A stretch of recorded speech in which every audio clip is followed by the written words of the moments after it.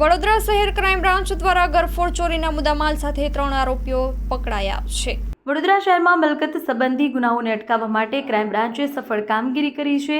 Police commissioner Narasimha Kumar સાહેબ તથા અધિક પોલીસ કમિશનર ડોક્ટર લીના પાટીલ સાહેબના માર્ગદર્શન હેઠળ ક્રાઇમ બ્રાન્ચની ટીમે ગુનાઓમાં સંલગ્ન આરોપીઓની શોધમાં મહત્વપૂર્ણ સફળતા હાંસલ કરી છે।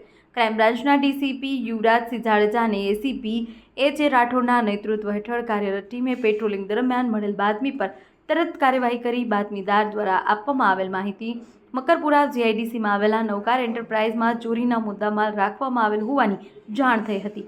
માહિતીના આધારે ક્રાઇમ બ્રાન્ચની ટીમે તરત જ નવકાર એન્ટરપ્રાઇઝ પર રેડ કરી તે તેમણે 3 શંકાસ્પદ વ્યક્તિઓને શોધ્યા।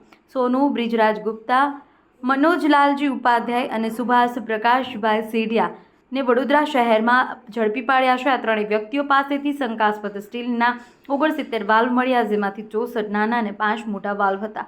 તમામ વાલ્વની કુલ કિંમત 5,90,000 જેટલી હતી। તપાસ દરમિયાન ત્રણેય વ્યક્તિઓએ વાલ્વના આધારે પુરાવા વિશે કોઈ સ્પષ્ટ જવાબ આપ્યો ન હતો।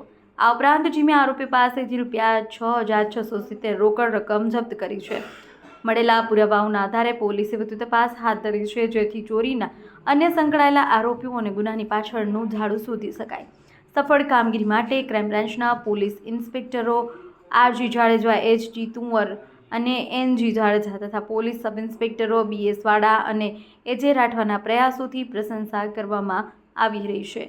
ઘટનાથી સાબિત થયું છે કે ક્રાઇમ બ્રાન્ચની ટીમ સતત ગુનાઓને રોકવા માટે જાગૃત અને કાર્યરત છે। પોલીસે આરોપીઓ સાથે મળેલા પુરાવાઓના આધારે વધુ તપાસ હાથ ધરી છે। અહેવાલ નિખિલ ગાયકે, વડોદરા।